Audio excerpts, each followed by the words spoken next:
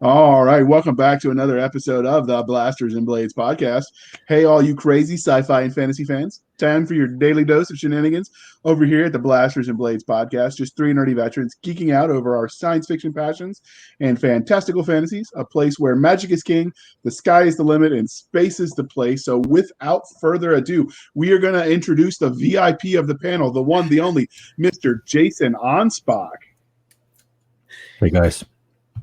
Oh, he's in his incognito. So he's actually taking a page from Nick Cole's playbook, and he's actually on a stakeout, so he can't really show his face because he'd be giving away the location, but, it happens. You guys without your faces, man. In deep cover. Deep cover. Didn't you just listen? Jiminy crickets. All right, so Jason, can you tell us a little bit about yourself? Yeah, I can. Let's treat this like a job interview. So when they ask that question, you say, what would you like to know? Okay. That's not what you say. You should have already tailored it by looking at the application that you were doing to know how to answer that. So who are you? What do you write? And who have you made cry today? Well, I haven't made anyone cry unless JR from that. JR, have you cried? Earlier. Did you cry? It was onions, man. It was the onions. Okay. All right. Rats. Okay. In that case, nobody has cried. I am Jason Anspach. I have written several science fiction books and less fantasy books, but I think I qualify really for both panels because the fantasy books are selling really well. I co-created Galaxy's Edge, co-created Forgotten Ruin, Wayward Galaxy, lots of books that some of you may have listened to or read. Okay. Some people read these days. How weird. I prefer audio. He is a Dragon Award winner. Oh, yeah. I am a Dragon Award winner. 2-time nominee. Lost the first time to David Weber. Well, it's David Weber. Yeah, well, and then we kneecapped him. And after that, yeah, we won the next year. He wasn't writing after that.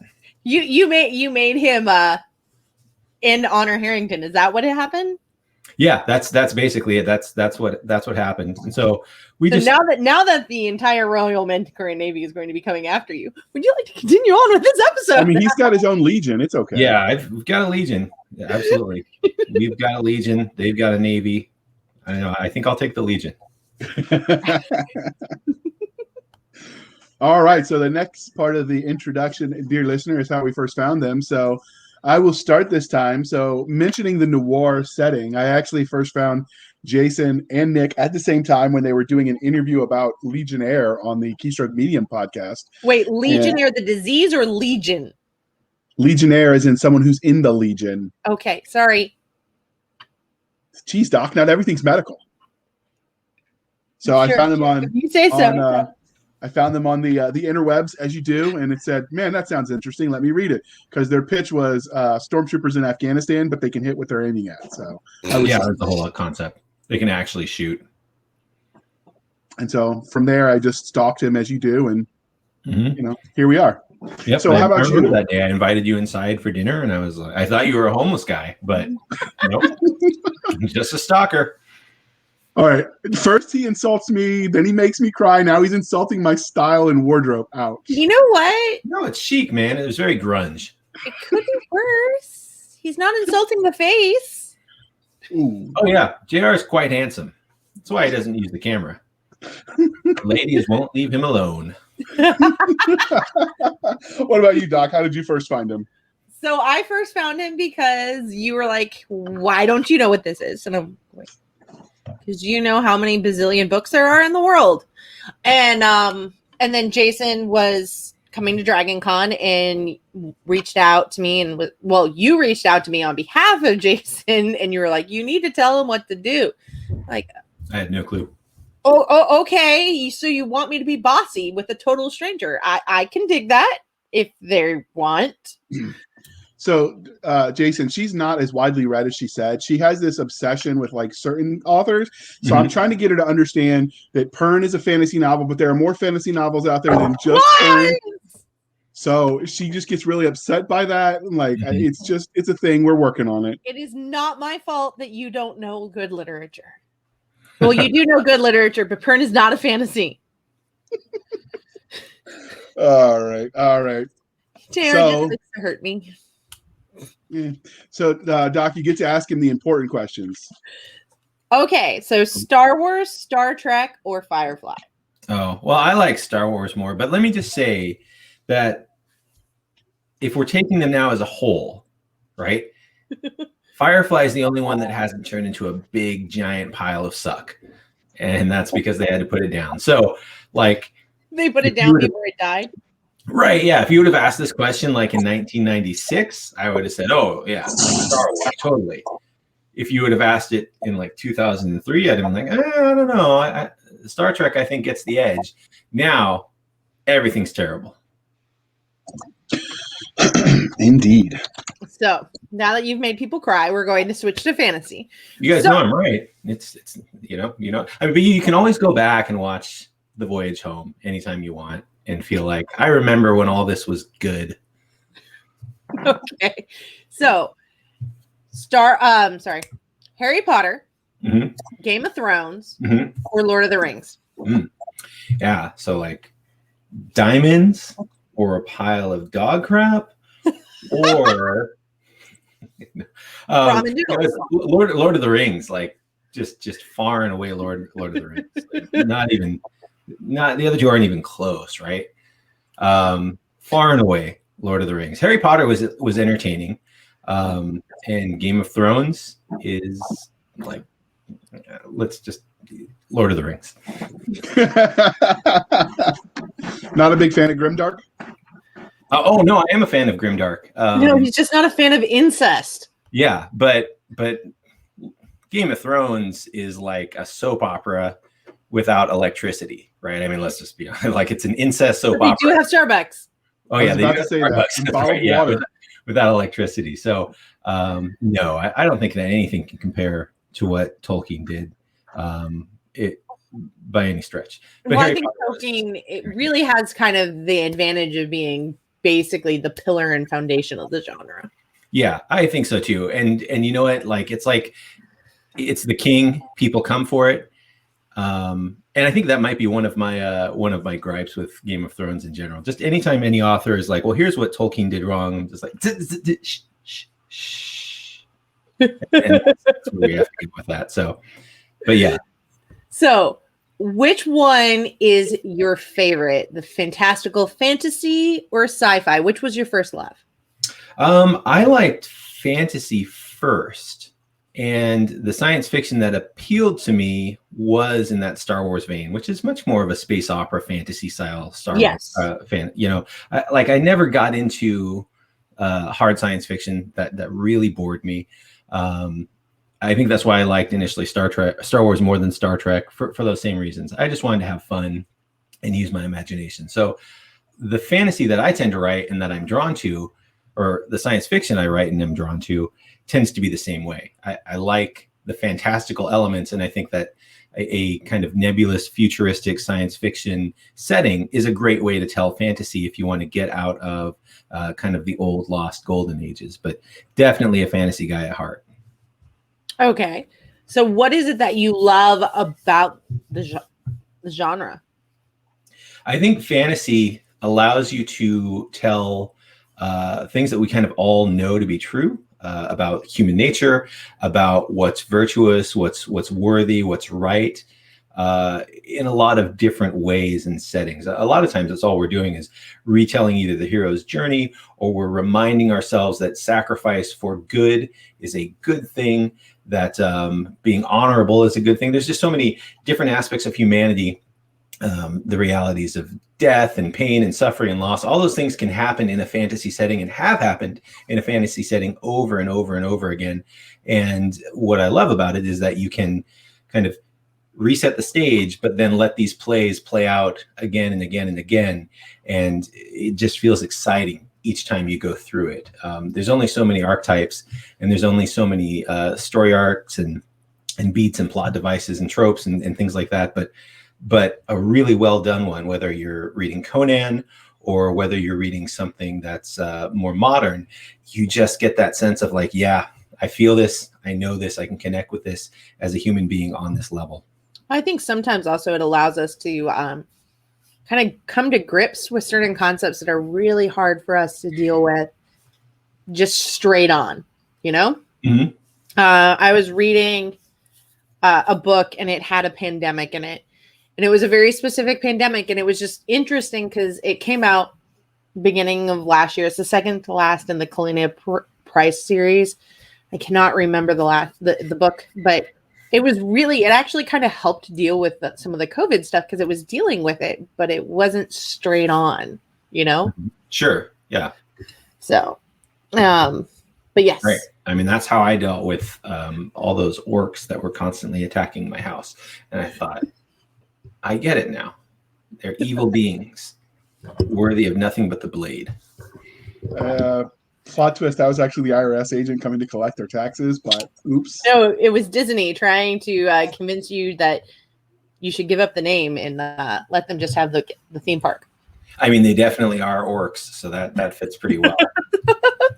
So what was your first memory of sci-fi or fantasy? It was this terrible cover of The Hobbit. My dad gave me a little paperback Bantam box set that had Lord of the Rings and The Hobbit in it. And you've probably seen it, JR. It's floating out there. But like it was like this really, really fat Bilbo and like this Gollum with a long pointy nose. It was really poorly done. And I didn't read it for the longest time because I was like, how is this entertaining in any way, shape, or form? Like it was the fattest, most portly Bilbo. His double chin was just pure, just a big fat round head. There was nothing adventurous about it at all. So it just sat forever. And then when I finally read it, I was like, oh, this is awesome. But that's my earliest memory that I can, specifically put to. I'm sure I saw glimpses of like Ice Pirates or something like that on HBO prior to that date, but that one at least stands out in my mind. So how did your love of we're going to shift to sci-fi because that's what we're talking about. How did your love of that shift into you writing novels in the science fiction genre? I think I just like to make stuff up.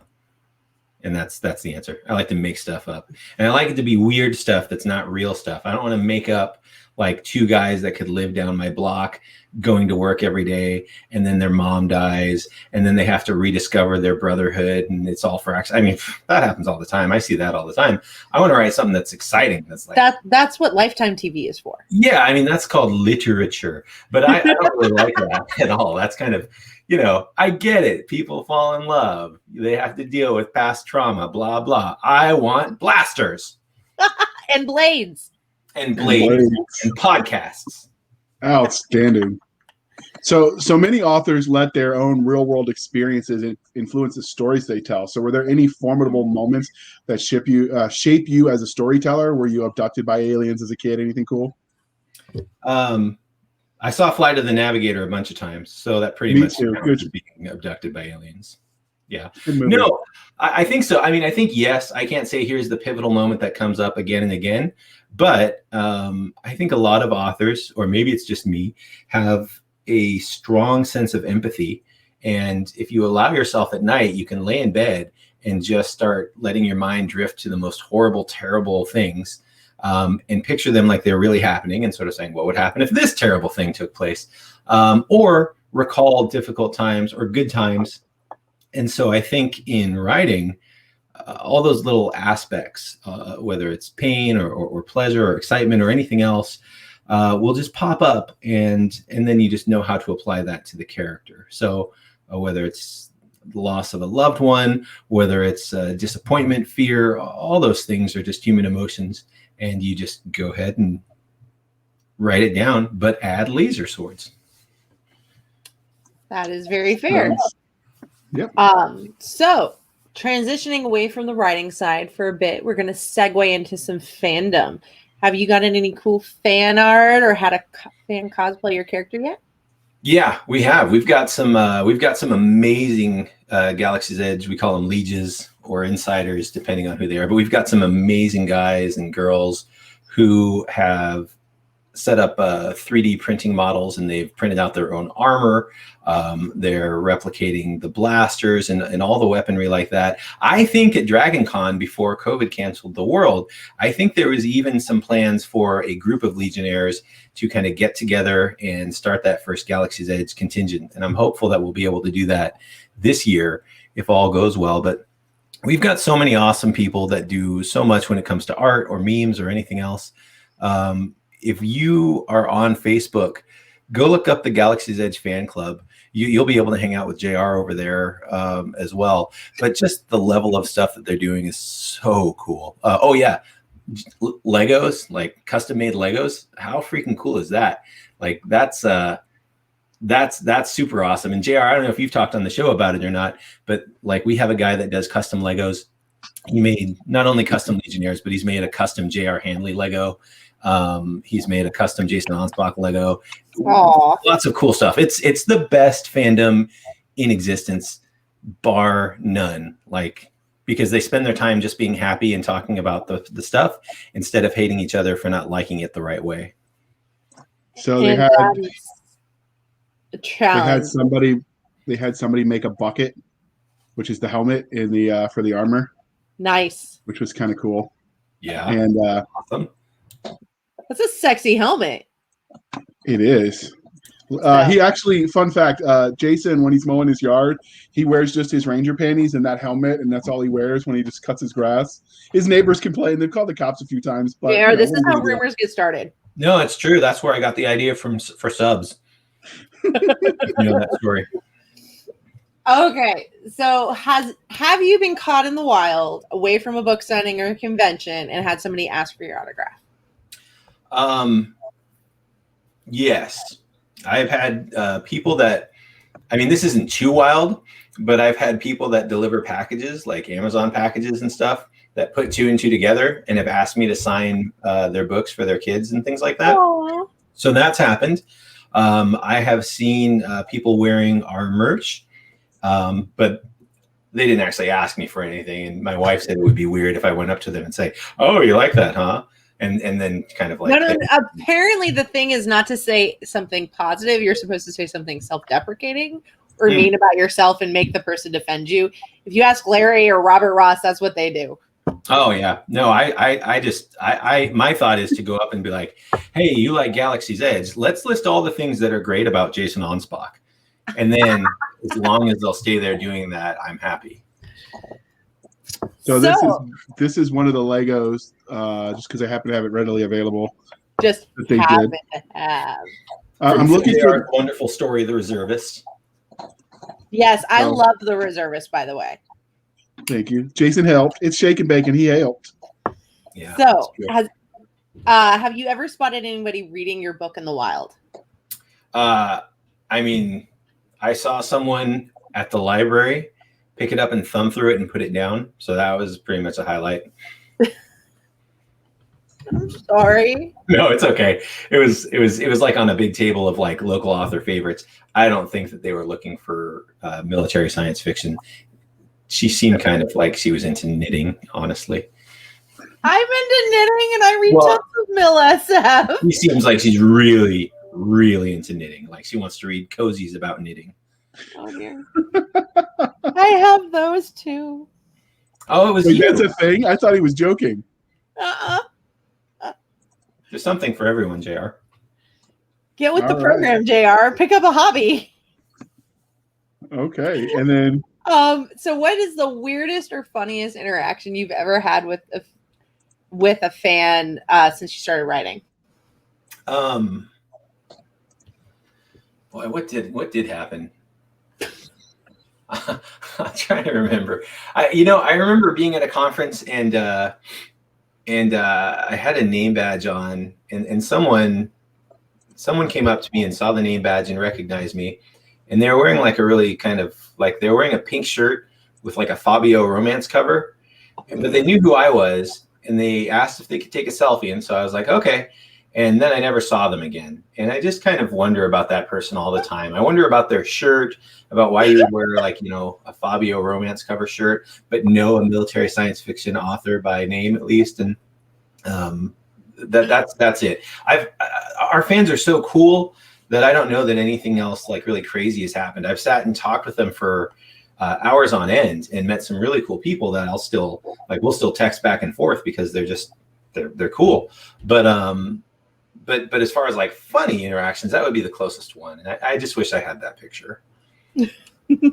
So this is can you list the highlights or maybe your favorite child of book that you've written so that our listeners know what else you do? Wait, a book from my childhood that I wrote? No. The California Raisin. I'm sorry. I got up really early this morning. So everything that you've written as Jason Anspach. So I jokingly call it list your favorite child sometimes. Oh, I get it. Because so you spend so much time invested in these books. Yeah. And creating them and editing them and right. Well, I would say you should read Legionnaire, which is the first Galaxy's Edge book, because there's a lot of them, and you can just really explore that series and kind of get a good sense for all that writing. So that would be number one. Number two, like that's if you like really strong military science fiction. If you like something that's a little bit like funnier, I would say read Wayward Galaxy, which is just kind of getting its start. Book one's come out last year. Book two is going to be out in July. And that book is military science fiction, but it features a really fun AI named Brody who was cultured as he became aware by 1980s action movies and sees the world through the lens of John Matrix. That sounds like a lot of fun.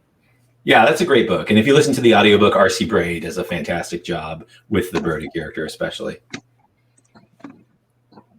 All right. I found the Lego of Jason. Yeah, there's Lego me. We'll leave that up for a little bit.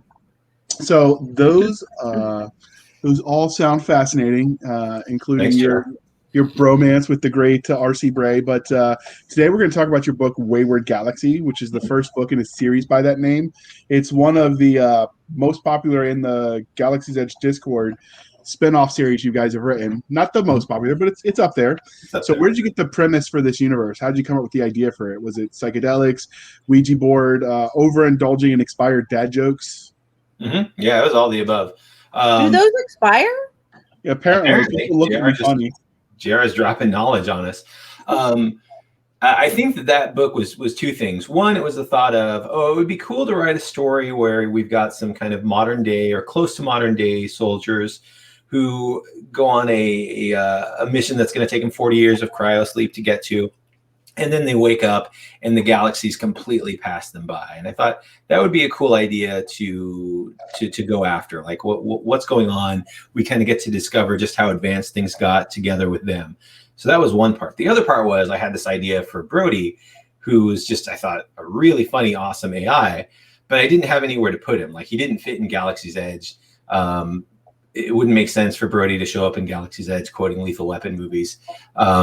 But I thought, well, I think I can make it work here. So I gave him a stutter, basically conceptualized him as Optimus Prime meets Max Headroom, and just had fun. And I was like, hey, people are either going to think this is really funny or this book's going to flop. And thankfully, people thought it was funny and enjoyed it. But that was it. It was just two ideas that existed independently that I thought, hell, why not? It's a book one. Let's see if these work together. And it ended up being like peanut butter and tuna fish, the combination that everyone loves. And it's just fantastic. We need to get you a better culinary expert. And that's coming from JR, and his cooking sucks. Oh, no. Yeah, no, I eat the same thing as any cat. I don't feel like I'm better than a cat, That's my motto. I am. What, do you think you're better than a cat? Yes. And now we know how Skriz was born. What? And I said, now we know how Skriz was born, and weebs everywhere will rejoice. Yeah, but, that's right. That's where Skriz before we jump into the series specifics, can you tell us about how that glorious cover came to be? So did you draw it out yourself? Did you hire your kids? Did you beat up? That's a photograph. That's a photograph. I went to the Large Hadron Collider thing, and there's like a little gate you're not supposed to step through. But if you kind of throw your manuscript through it turns it into, it basically finds the alternate reality. So then I just leaned forward just enough to put the phone in and took a picture and then got out, and that's it. That's how I do all my covers. You heard it here first, people. Breaking news. Yeah, don't you guys try it, because it's a really hard facility to get into. I had to show ID. I had to do all kinds of stuff to get inside that facility. How many children were sacrificed for that image? I mean, in this reality, none. But apparently, in some of the other realities that you can get to from the collider, it's a bloodbath. The Aztecs win. Let's just put it that way. All right. So we'll move on to the book itself and have a moment of silence for those poor Aztecs. All right. And their victims. All right. Now we're going to move on. So what would the 30-second elevator pitch for Wayward Galaxy be? The 30-second elevator pitch. Okay, hold on. Are we starting now, or do we start the 30 seconds start from when I start giving the pitch? When you start giving the pitch, we'll start the clock. This All is right, why that you was great. I probably already should lost do like stuff. 10 seconds. All right. Okay, hold on. Let me just set my watch. Hey, Siri, set a timer for 30 seconds. And everyone watching Siri just went off. So I've got 30 seconds. Well, 22 seconds. Wayward Galaxy, the concept is we've got Rangers who are being sent off of Earth because World War III is going really bad. The government isn't sure if there's going to be anything left. So they get sent on an accelerated mission to clear the way for colonists to populate a planet. Something happens. Instead of arriving there on time. Oh, that's 30 seconds. Well, I hope you guys enjoy the book. See you later. All right. So what makes Wayward Galaxy special? I think that what makes Wayward Galaxy special is the love I put into every word. And I think you can really feel it coming off the page. A lot of times I just stop mid-sentence when I'm explaining something to write I love you to the reader, which does throw some people off, but I think most of the audience appreciates it. I love you guys. All right, you heard it here first. Again, we're all chock full of breaking I news. want all the breaking news to come on this show, JR. We I want them appreciate to hear everything first. I want you to say that 10 more times. So which science fiction tropes do you feel like Wayward Galaxy hits the best? Definitely monkeys versus squirrels. That's a huge trope, very popular in Japan. We got that one locked down with Wayward Galaxy. Good guys against bad guys. We went there, thought that was one that, who does that anymore? So we did that, good guys versus bad guys. We did freedom-loving American Rangers against evil communists, and that is a trope that actually is good and real, and Brody can't stand the commies. So we did that trope. What other tropes? The one where you go to bed when you're 13 and you're like, I wish I was older, and then you become like an adult. That's the whole second half of the book. Pretty sure that's how JR aged. Yeah, that's true. Huh, JR? It was like big. I wish I was big and I had a podcast, and now here we are. So are there any subgenres that you think this story fits into the best? Clearly not elven romance. No, there's not much elven romance in book one. Book two, though, anything's game. I'd say subgenres. Let's see here. Colonization fiction, right? That's probably a good subgenre. Urban fantasy from a certain point of view. Self-help. Military science fiction would be the main genre, so maybe Space Marine would be a good subgenre. Although they're not Marines, but I guess that's just everybody's a Marine in space. There we go. I'd say that's most of them. So you co-wrote this with J.N. Chaney with Jeff. Mm-hmm. So who approached you for this idea? How did that come out? We were hanging out at his place in Las Vegas, just to have some time to hang out. We became friends because we both got popular. Our writing got popular around the same time, and so it was kind of like we had this moment at a conference where we were kind of like, wow, I can't believe this is really happening to us. And he was having success with his Renegade series. I was having success with Galaxy's Edge.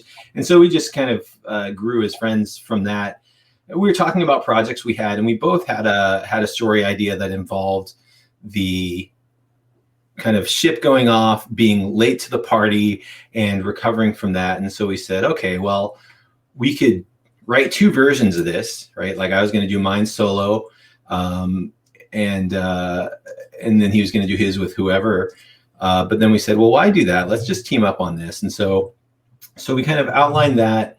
I said, hey, I want to introduce this character called Brody. I think he's going to be really funny. And he was on board for that. And that's basically how that story idea got going and where it got its legs. Awesome. All right. Next question is you, Doc. Sorry for So interrupting. can I you was just tell curious. us a bit about the main character in your novel and what makes that character unique in the crazy field of science fiction? Yeah, right. So the primary protagonist is named Reach, and he is like a civil affairs guy.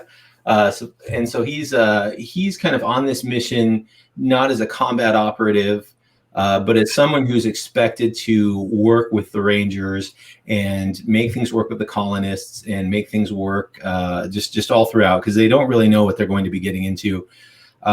He ends up getting enhancements as he goes, gets some powers and some visual augmentation, becomes a better shot, becomes a better runner, becomes stronger. And so he's really kind of like nanotech, or it's more like the genetic engineering, more like CRISPR stuff, right? More like genetic engineering combined with some nano level implants to give you that little bit of extra integration with the other people and with the AIs that they're working with. We've got an Elon Musk-like scientist we call Dr. Roman, who ends up staying awake for most of the trip, and so he leaves a relatively young man, arrives a pretty old man, and so that's fun. But I mean, I'd be lying if I said that anybody but Brody is the star of the show. He's kind of like he's the Steve Urkel of this book, right? Like, you didn't write the series thinking they'd be a big. Probably everyone's too young for that. So he kind of stole the show from everybody else. Stole the show. Absolutely, he did. Yeah. And I guess you can watch the classic American sitcom Family Matters if you're too young to get a Steve Urkel reference, but it's in my wheelhouse. JR, in your wheelhouse? I do that. Yeah, exactly. See, in your wheelhouse. Cisca? Oh, no. I watched Steve Urkel. I know. Okay. All right. We're all people of a certain age. Yep. No. So, were there any secondary characters who were especially memorable, or actually, who did Brody upstar better? Yeah, well, Ricci upstar. Who became the secondary character after Brody stole the show? Well, we decided, because this was just a project for fun, we decided to name the other AI, like the high functioning good AI. We decided to name her Alexa, just so that we could mess with people's Alexas. And it worked wonderfully. And so I'd like to say that she was a secondary character that people remember and curse. Which I can understand that. Luckily, I do not have an Alexa, so. Well, you can call it computer. That's what I do. See? So I guess maybe Star Trek is a little bit more special to me than I let on. Yeah. Computer. Oh, wait, no. If I tell it to play music, the podcast will get taken down. Never mind.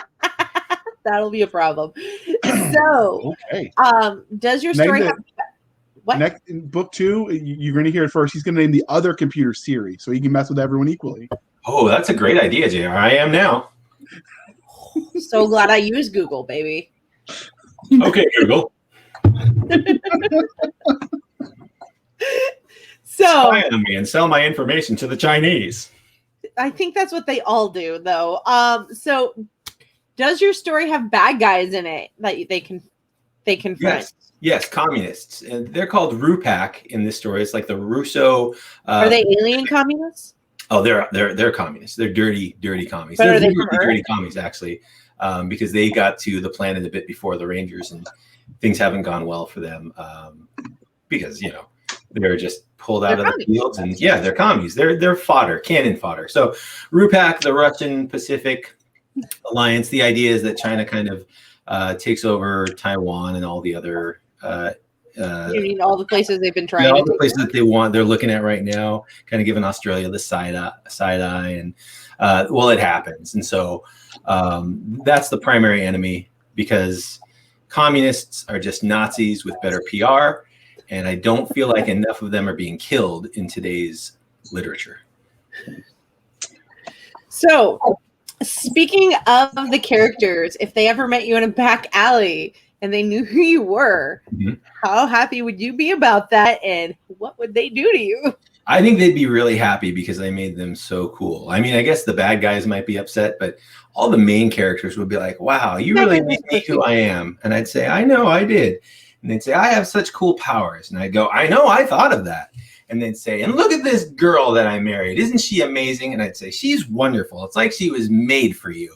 And then they would probably lift me up on their shoulders and like say, hip, hip, hooray. It would be fun. Unless they died because he killed them.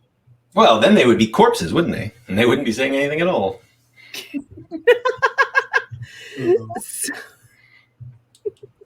Unless they're in the other series, and then the undead will rise again.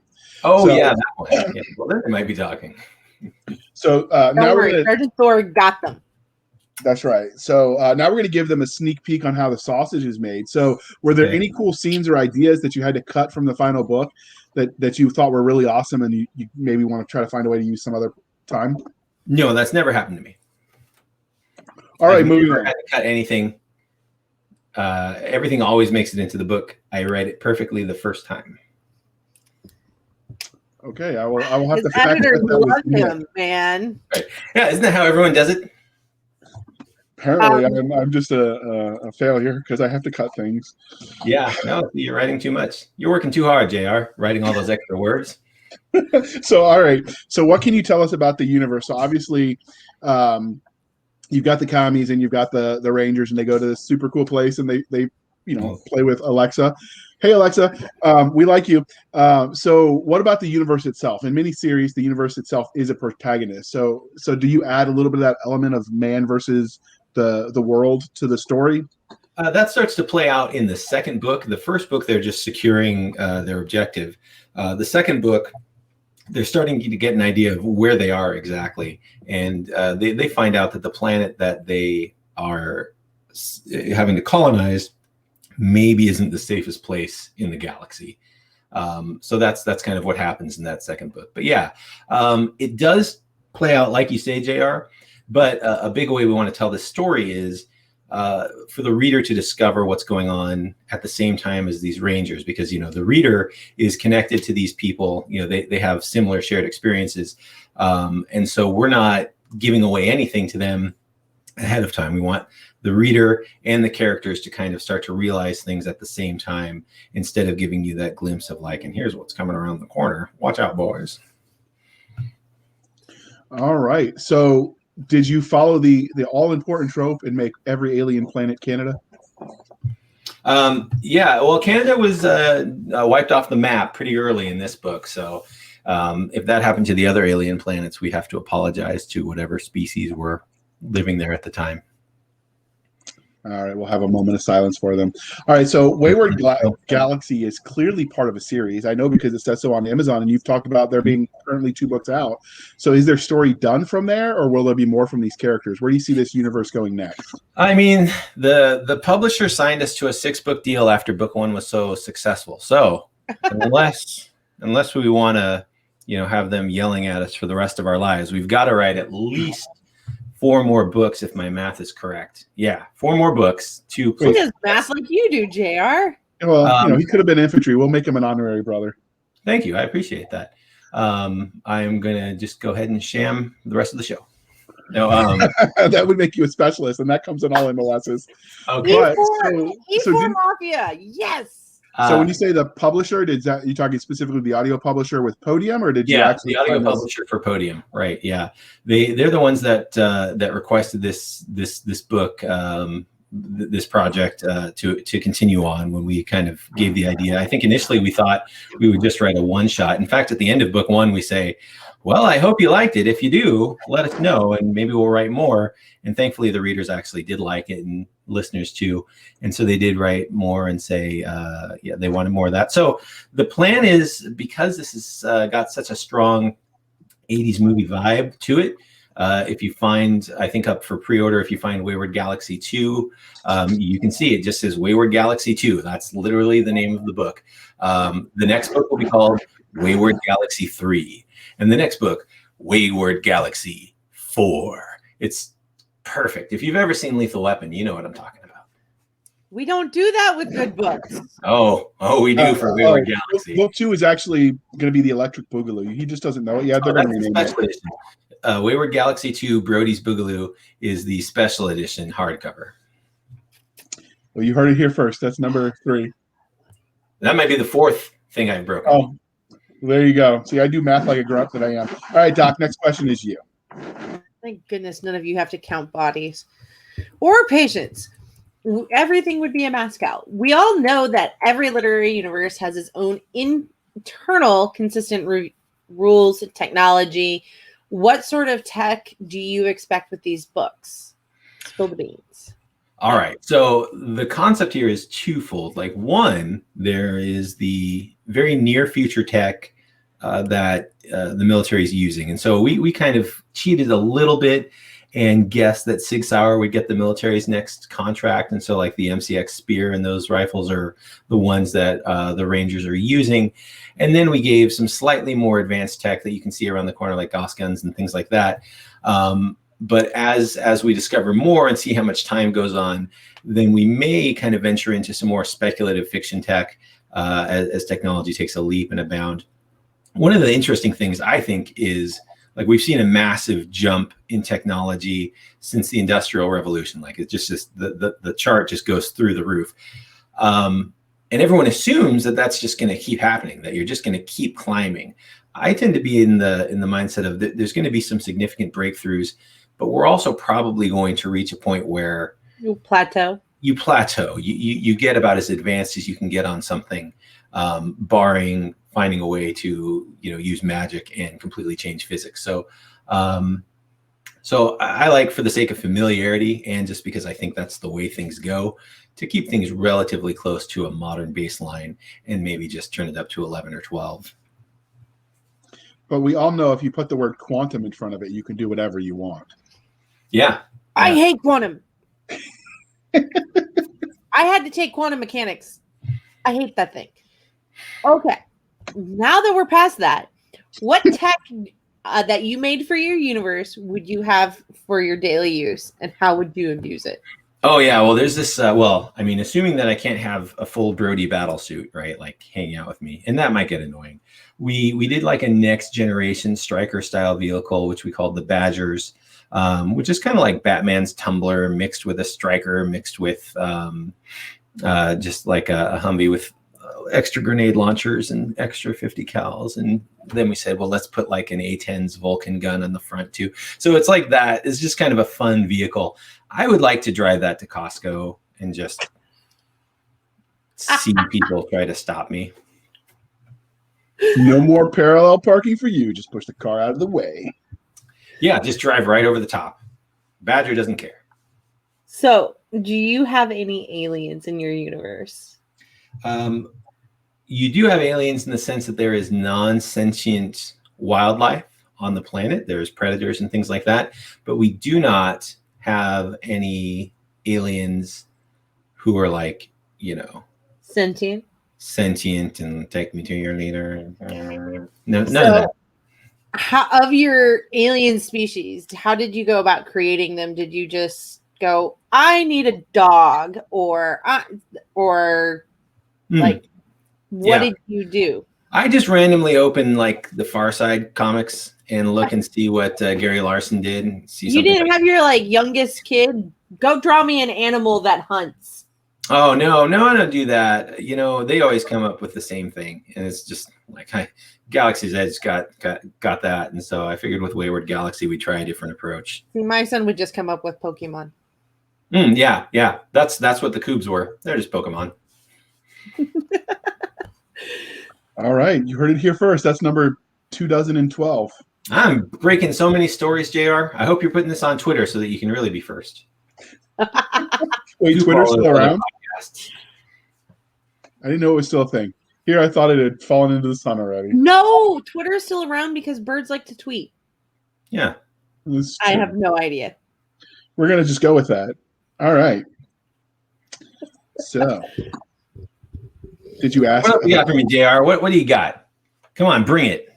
All right. So, you answered the questions a lot quicker than we thought you would, because normally this would be about like an hour mark. but that's okay because sometimes it's fine to be on point and answer the questions exactly. So I mean, it's been 55 minutes, JR. I don't think there's that big of a gap here. 45. I got the little timer.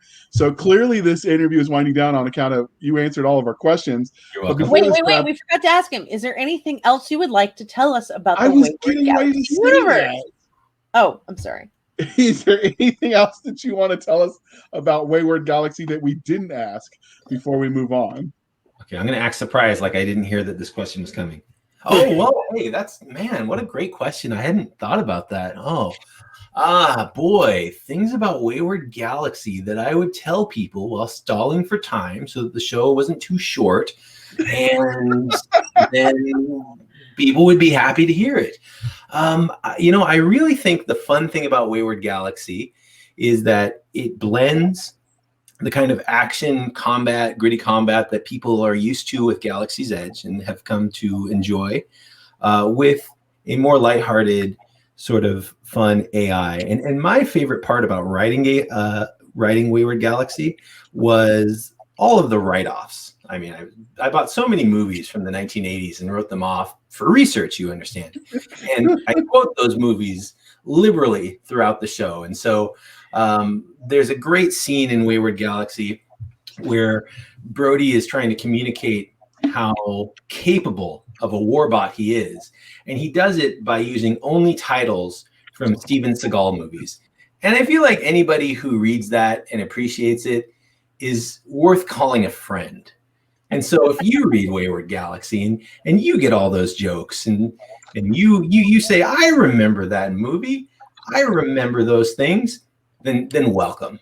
Welcome to Wayward Galaxy. This is definitely a mill sci-fi with humor involved in it. It totally is. I hope it gets nominated for a Dragon Award, and I hope it wins, and I hope it beats other people who have been nominated many times so that they can continue to not win.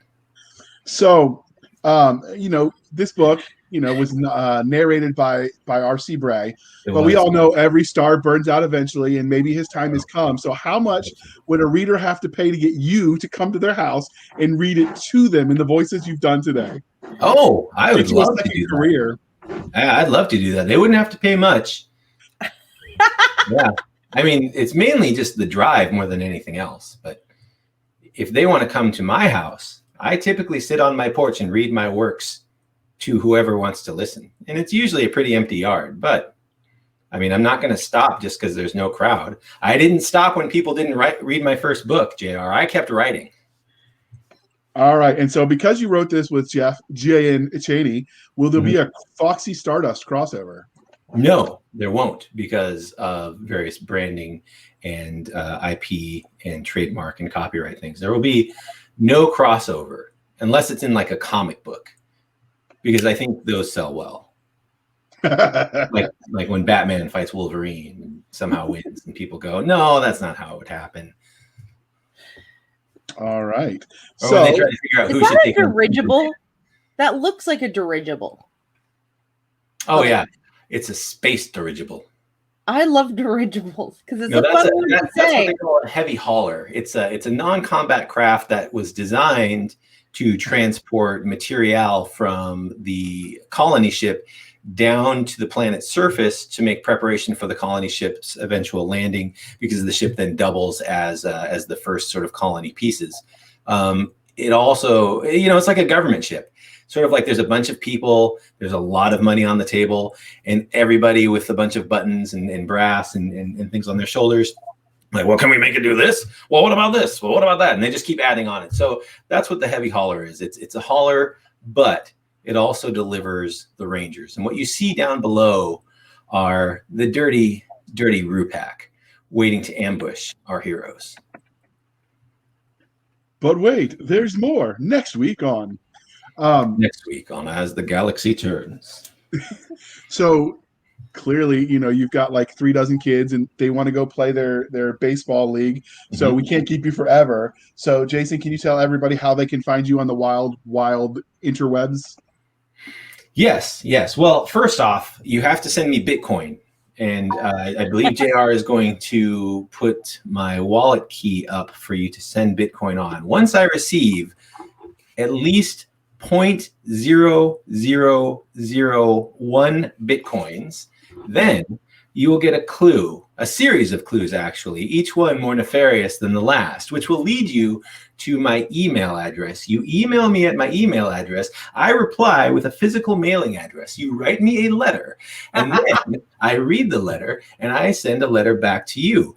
On that letter will be where to find one of my alt Twitter accounts.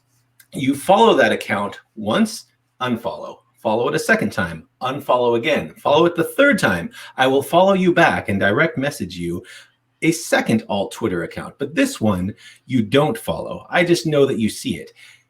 At that point, I write you another letter. And then you get to meet me. And then in person, I hand you the URL to my website. And I've been doing that since 1987. I believe it. And when do they send the self-addressed stamp envelope with the cereal tops? That just goes to our normal PO box. We have people that do that. I don't handle that stuff. Your minions. I'm a busy man, JR. You know how long it takes to do all that crap with the Twitter and the following to give people my email address? It takes a long time. All right. You can follow us on our website, anchor.fm/blasters and blades, anchor.fm/blasters tack blades. Our Twitter is twitter.com/SF_fantasy_show, Sierra Foxtrot _fantasy_show. You can email us at blastersandbladespodcast@gmail.com. Our Facebook group is facebook.com/blastersandbladespodcast. And if you want to throw a little bit of money in the tip jar to help keep the lights on, buymeacoffee.com/author J.R. Handley, and in the comment section, put for the podcast. And how much to get Cisca to keep dancing? Because I see you in the corner of the screen. What's your MySpace, guys? You know, some high school kids brought it back apparently, so Tom can be our friend again. Hey, That doesn't sound creepy at all. What was your song, JR, on MySpace? What was your song that played when people came to your page? I don't remember. I don't know if I ever had one. It was probably Rico Suave. Yeah. All right, Doc, bring us home. Okay. Obviously, I'm too young to have that. So thank you for spending your precious time with us. For the absentee comic artist, Nick Garber, J.R. Handley, I'm Cisca. This was the Blasters and Blade podcast. We'll be back next week at the same time, where we'll indulge our love of nerd culture, cheesy jokes, all things that go boom, and making fun of JR.